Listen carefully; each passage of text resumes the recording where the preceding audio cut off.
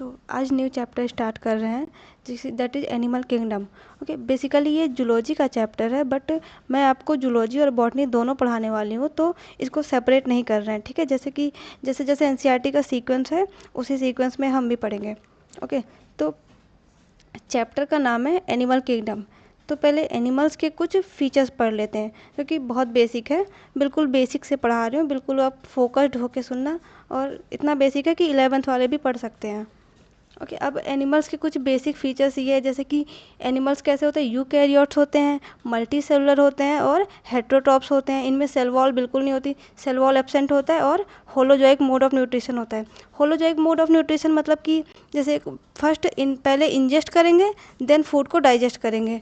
ठीक है, अब कुछ आता है कि बेसिस ऑफ क्लासिफिकेशन, मतलब जैसे हमने प्लांट किंगडम में क्लासिफिकेशन किया था, वैसे हम एनिमल किंगडम में भी क्लासिफिकेशन करते हैं। तो क्लासिफिकेशन का बेसिस क्या है?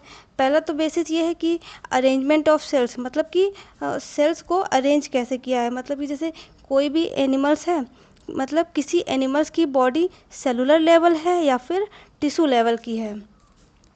और सेकंड क्राइटेरिया क्या है कि बॉडी सिमेट्री, एनिमल्स की बॉडी सिमेट्री कैसी है। जैसे क्या किसी भी एनिमल्स की बॉडी को दो पार्ट में डिवाइड किया जा सकता है या फिर नहीं, या फिर किसी एक एक्सिस से डिवाइड किया जा सकता है या फिर नहीं। ठीक, और थर्ड क्राइटेरिया क्या है कि nature of सिलोम्स। Nature of coelom का मतलब है कि जो बॉडी कैविटी, सिलोम मतलब बॉडी कैविटी, अगर बॉडी कैविटी प्रेजेंट है तो सिलोमेट, नहीं प्रेजेंट है तो एसिलोमेट। ओके, देन आता है कि पैटर्न ऑफ डाइजेस्टिव सिस्टम, मतलब कि उनका डाइजेस्टिव सिस्टम कैसे है, डाइजेस्टिव सिस्टम कंप्लीट है या फिर इनकम्प्लीट है।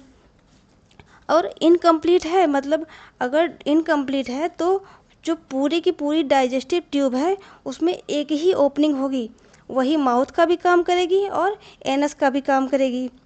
ठीक है, और कंप्लीट ट्यूब मतलब कि दो दो सेपरेट ओपनिंग होगी, जैसे कि माउथ अलग है और एनस अलग है, इसे बोलेंगे complete digestive system.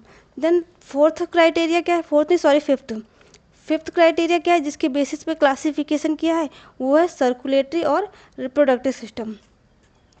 Circulatory system मतलब कि जैसे कि ओपन टाइप है या फिर क्लोज टाइप है। ओपन मतलब कि ब्लड जो है वो ओपनली फ्लो कर रहा है बॉडी के अंदर, सारे टिश्यू जो हैं वो ब्लड में डायरेक्टली बात कर रहे हैं, डायरेक्टली भीग रहे हैं, और कोई भी कैपिलरी या फिर कोई भी आर्टरी वेन नहीं है। और वहीं आपका दूसरी तरफ क्लोज सर्कुलेटरी सिस्टम में क्या होगा कि ब्लड हमेशा वेसल्स में ही फ्लो करेगा, जैसे कि आर्टरीज हैं, वेन्स हैं, कैपिलरी हैं। ठीक है, ये तो कुछ हो गया बेसिक चीज़ें। अब इसको पढ़ने के बाद आप चैप्टर स्टार्ट करेंगे तो बेटर समझ में आएगा। तो अब है level of organisation. Level of organisation मतलब कि जैसे कि हर एनिमल्स के लेवल अलग अलग होंगे। जैसे कि कुछ ऑर्गेनिज्म हैं वो बहुत सिंपल हैं, जैसे कि बहुत primitive type level of organisation होगा, जस्ट लाइक कि कुछ सेल्स आए, जुड़े और एनिमल्स की बॉडी बन गई, बस इतना ही, दैट्स इट। ओके, तो इन्हें बोलेंगे बिल्कुल primitive type of level of organisation. और वहीं पे कुछ एनिमल्स में ऐसा होगा, कई जगह पे कुछ सेल्स जो हैं उन्होंने ग्रुप ऑफ बना लिया, कुछ सेल्स ग्रुप बना लिए, और उन ग्रुप्स ने कोई ना कोई स्पेशलाइज्ड काम करने स्टार्ट कर देते हैं, जैसे कि टिश्यू बना लिए। ठीक है, फिर उसके बाद क्या हुआ कि अब वही कई सारे टिश्यू मिलके ऑर्गन बना लिए, जो कि एक हायर लेवल ऑफ ऑर्गेनाइजेशन है, ऑर्गन बनाना। फिर वही कुछ सारे ऑर्गन मिलके क्या बना लेंगे, ऑर्गन सिस्टम बना लेंगे। ठीक है, अब यहाँ से देखते हैं कि ये तो पढ़ा दिया, जैसे all animals are multi cellular. Multi cellular का मतलब है कि जैसे कि एग्जांपल में वो ले लीजिए आप, पोरीफेरा। पोरीफेरा कहने को तो उसमें बस टिश्यू और ऑर्गन सिस्टम कुछ भी नहीं है, लेकिन फिर भी बहुत सारी सेल्स हैं, उन्हें भी मल्टी सेलुलर ही बोलेंगे।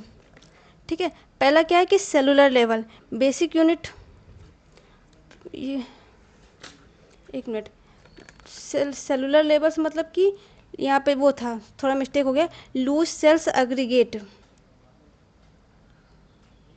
हाँ, लूज सेल्स एग्रीगेट करके सम डिवीजन ऑफ लेवल बनाएंगे। डिवीजन ऑफ लेवल का मतलब है कि डिवीजन ऑफ लेवल मतलब कि जैसे एक सेल एक ही काम करेगी, ठीक है। जैसे कोई सेल है, उसने कहा कि ठीक है हम डाइजेशन करा देंगे, तो दूसरी सेल्स है वो बोले ठीक है हम रेस्पिरेशन करा देंगे। ऐसे एक सेल्स का एक ही काम है, इसी को बोलते हैं डिवीजन ऑफ लेवल, ठीक है। अब इनका सेलुलर लेवल का एग्जाम्पल है स्पंजेस मतलब पोरीफेरा। देन आता है टिश्यू लेवल, देन आता है टिश्यू लेवल। तो टिश्यू लेवल में क्या है कि अरेंजमेंट ऑफ सेल्स, कई सारी सेल्स मिलके सेम फंक्शन परफॉर्म करेंगी, उसे बोलेंगे टिश्यू लेवल। इनका एग्जांपल क्या है, सिलेंटेट्स हो गया एंड टिनोफोरा हो गया। देन आता है आपका ऑर्गन लेवल। ऑर्गन लेवल में क्या होगा कि कई सारे टिश्यूज मिलके एक स्पेशलाइज पर्टिकुलर फंक्शन करेंगी, उन्हें बोलेंगे ऑर्गन लेवल। एग्जाम्पल क्या है, प्लेटीहेलमिन्थस।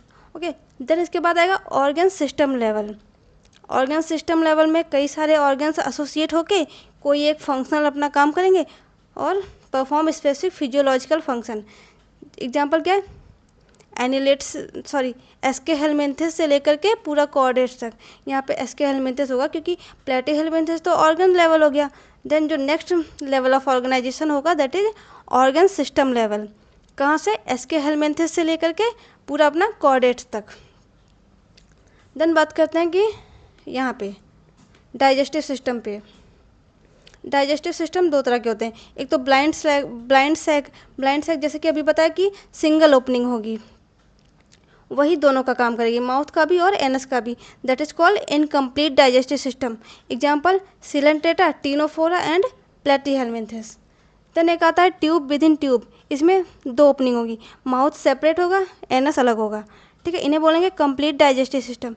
एग्जाम्पल क्या है कि एग्जाम्पल नहीं, इसमें भी एग्जाम्पल एस्के हेलमिन्थस से लेकर के कॉर्डेट्स तक, सब जगह एस्के हेलमिन्थस को एनालिस्ट लिख दिया है। ओके, कोई बात नहीं, मैं आपको बता रही हूँ, उसी पे ध्यान देना। देन बात करते हैं सर्कुलेटरी सिस्टम की। ये रहा सर्कुलेटरी सिस्टम में बता दिया कि एक ओपन टाइप होगा और एक क्लोज टाइप का होगा। ओपन टाइप मतलब कि ब्लड डायरेक्टली पंप्ड कर रहे हैं out of heart cells and tissue bath directly. Example है आर्थ्रोपोडा। एग्जाम्पल और भी हैं, मतलब कि एनिलेट्स के पहले जितने भी हैं सब ओपन टाइप ही हैं। क्लोज टाइप में क्या है कि blood circulated through a series of vessels, arteries, when and capillaries. Example क्या है, एनिलेट्स हो गया, कॉर्डेट्स हो गया एंड सिफेलोपोड मोलस्क। देन आता है सिमेट्री। सिमेट्री की बात कर लेते हैं। ये रहा सिमेट्री में पहला एसिमेट्रिक। एसिमेट्रिक कौन शो करेगा, स्पॉन्जेस मतलब पोरीफेरेंस। एसिमेट्रिक में क्या है कि जो इनकी बॉडी होती है वो बहुत इरेगुलर शेप की होती है, ठीक है, जिससे कि किसी भी एक्सिस से इक्वल पार्ट्स में डिवाइड नहीं कर सकते, इसलिए एसिमेट्रिक है। देन वहीं पे आता है दूसरा रेडियल सिमेट्री। रेडियल सिमेट्री का मतलब है कि किसी भी प्लेन से पास कर दो, किसी भी सेंट्रल एक्सिस से पास कर दो, बॉडी को दो पार्ट्स में आइडेंटिकल हाफ्स में डिवाइड कर सकते हैं, इसे बोलेंगे रेडियल सिमेट्री। एग्जाम्पल क्या है, coelenterate, Cnidaria and adult echinoderms. इसको याद रखिएगा कि बहुत बार क्वेश्चन पूछ चुका है ये कि एडल्ट इकाइनोडर्म्स में रेडियल सिमेट्री होती है, वहीं पे जो इकाइनोडर्म्स का लार्वा होता है उनमें बाइलेटरल सिमेट्री होती है। ओके, अब bilateral, body divided into identical halves and right halves in one plane, मतलब सिर्फ एक सिंगल प्लेन होगा जिससे बॉडी दो इक्वल पार्ट्स में डिवाइड हो सकती हैं। एग्जाम्पल याद करिए आर्थ्रोपोड्स, एनिलेट्स एंड प्लेटीहेलमिन्थस। ओके, अब देन आता है कि डिप्लोब्लास्टिक और ट्रिप्लोब्लास्टिक। डिप्लोब्लास्टिक मतलब कि जर्म लेयर, इसमें जर्म लेयर की बात करेंगे। जर्म लेयर का थोड़ा बेसिक बताऊँ तो जैसे कि फर्टिलाइजेशन के बाद पहले जाइगोट बनता है, फिर जाइगोट क्लेवेज बना के डिवाइड हो के पहले 2 cell, 4 cell, then 8 cell and 16 cell. तो ऐसे ऐसे करके क्या बनेगा, पहले मोरुला बनेगा, फिर ब्लास्टुला बनेगा, देन गैस्ट्रुला बनेगा। तो इसी गैस्ट्रुला में ही हमें जर्म सेल देखने को मिलता है। वही जर्म सेल अगर 2 लेयर है तो डिप्लोब्लास्टिक, अगर 3 एम्ब्रियोनिक लेयर है तो ट्रिप्लोब्लास्टिक। और डिप्लोब्लास्टिक में कौन कौन सा, एक बाहर वाला जिसे बोलेंगे एक्टोडर्म और अंदर वाला जिन्हें बोलेंगे एंडोडर्म्स। एग्जाम्पल किसमें, सिलेंट्रेट एंड टिनोफोरा। मतलब कि जो डिप्लोब्लास्टिक है वो प्रिमिटिव टाइप्स में ही होंगे, बहुत एडवांस एनिमल्स में नहीं होंगे। एडवांस में ट्रिप्लोब्लास्टिक होंगे जिसमें 3 एम्ब्रियोनिक लेयर होगा, एक्टोडर्म, बीच में मीजोडर्म, देन अंदर में एंडोडर्म। एग्जाम्पल क्या है कि प्लेटीहेलमिन्थेस से कॉर्डेट्स तक का। ओके नेक्स्ट, अब यहाँ पे एक undifferentiated layer mesoglea present between ectoderm and endoderm. ये बात कर रहा है कि डिप्लोब्लास्टिक की। डिप्लोब्लास्टिक में मीजोडर्म तो नहीं होता है, लेकिन एक मीजोग्लिया होता है जो कि डिफ्रेंशिएटेड लेयर है। ओके देन आता है सिलोम। अब सिलोम का मतलब क्या होता है? सिलोम का मतलब है कि बॉडी वॉल जो है, बॉडी वॉल और एलिमेंट्री कैनाल के बीच में जो कैविटी पाई जाती है, कैविटी मीन्स खाली स्पेस, बॉडी वॉल और एलिमेंट्री कैनाल के बीच जो कैविटी पाई जाती हैं उसे ही सिलोम कहते हैं। सिलोम मतलब उसमें वहाँ पे और अदर्स ऑर्गन्स प्रेजेंट होंगे, जैसे कि हार्ट हो गया, किडनी हो गया, लंग्स हो गया, ये सब सिलोम में ही प्रेजेंट होते हैं। ठीक है, सिलोम जो होता है वो अंदर से और बाहर से मीजोडर्म से कवर होना चाहिए, बोथ साइड, दोनों साइड से मीजोडर्म से कवर होना चाहिए। ओके, प्रेजेंस और absence of a cavity between body wall and gut wall. Gut walls means alimentary canal is a very important. ये क्या लिख दिया? एलिमेंट्री कैनाल, एक मिनट इसको मैं करेक्शन देखती हूँ। हाँ, body wall and a gut wall is a very important classification.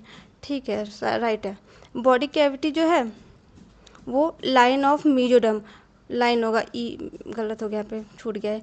Body cavity जो होगा लाइन ऑफ मीजोडर्म से करके सिलोम बना लेगा।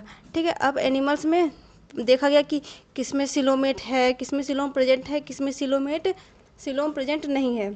तो एनिमल्स जिसमें कि प्रेजेंट होगा सिलोम उसे बोलेंगे सिलोमेट। ठीक है, कहाँ से? एनिलिड्स से लेकर के कॉर्डेट्स तक इनमें सिलोम पाया जाएगा। देन आता है स्यूडोसिलोमेट। स्यूडोसिलोमेट मीन्स जो बॉडी कैविटी है is not lined by mesoderm. Body cavity mesoderm से लाइन नहीं होगी, बट मीजोडर्म जो है वो एक पाउच के फॉर्म में फैला हुआ होगा मीजोडर्म की जगह पे, एक्टोडर्म और एंडोडर्म के बीच में। एग्जाम्पल है एस्के हेलमिन्थेस, बहुत बार क्वेश्चन आ चुका है, याद रखना। स्यूडोसिलोमेट किस में होता है? एस्के हेलमिन्थेस में। ओके देन ए सिलोमेट मीन्स बॉडी कैविटी नहीं है, सिलोम नहीं है। एग्जाम्पल है प्लेटीहेलमिन्थेस। अब बात करते हैं सेगमेंटेशन की। ओके, सेगमेंटेशन मतलब कि बॉडी, कोई भी हम एनिमल की बॉडी देखेंगे तो बाहर से और अंदर से उसमें कुछ सेगमेंट्स दिखें, सेगमेंट्स में डिवाइड हो। ठीक है, उन्हें बोलेंगे सेगमेंटेशन। जैसे कि अर्थवॉर्म है, आपने सामने देखा होगा अर्थवॉर्म को जब बाहर से देखो तो कुछ दिखेगा कि छोटे छोटे रिंग्स टाइप में, रिंग्स लाइक स्ट्रक्चर दिखेगा, उसी को सेगमेंट है, वही सेगमेंट बोलेंगे। और उसी को फिर मेटामर्स बोल देते हैं। यहाँ पे देखो मेटामर्स क्या है? Body is externally and internally divided into segments में डिवाइड है with a serial repetition of at least some organ. जैसे कि कुछ ऑर्गन्स का भी सीरियल रिपीटेशन होता है। जैसे आपने देखा होगा कि अर्थवॉर्म में टेस्टिस बताते इतने से इतने तक है, कई सारे सेगमेंट तक रहता है एक एक ऑर्गन। एग्जाम्पल अर्थवॉर्म, और ये एग्जाम्पल बहुत इंपॉर्टेंट है। एनिलिडा में होगा सेगमेंटेशन, और आर्थ्रोपोडा में होगा, और कॉर्डेटा में होगा। ठीक है, अब आ गया है notochord. Mesodermally divided rod like structure on dorsal side. Dorsal side पे एक रॉड लाइक स्ट्रक्चर होगा। कब बनेगा? During embryonic development. जब एम्ब्रियोनिक डेवलपमेंट होगा तभी ये नोटोकॉर्ड बन जाएगा। और फिर कॉर्डेट्स और नॉन कॉर्डेट्स। कॉर्डेट्स के पास नोटोकॉर्ड होगा, नॉन कॉर्डेट्स के पास नोटोकॉर्ड नहीं होगा। नॉन कॉर्डेट्स मतलब कि पोरीफेरा से लेकर के पूरा इकाइनोडर्मेटा का। ओके, आज यहाँ तक करते हैं। देन नेक्स्ट क्लास में हम नॉन कॉर्डेट्स कंप्लीट करेंगे, सारे फाइलम जितने भी हैं, पोरीफेरा टू इकाइनोडर्मेटा तक, और कॉर्डेट्स भी कर लेंगे। So thank you.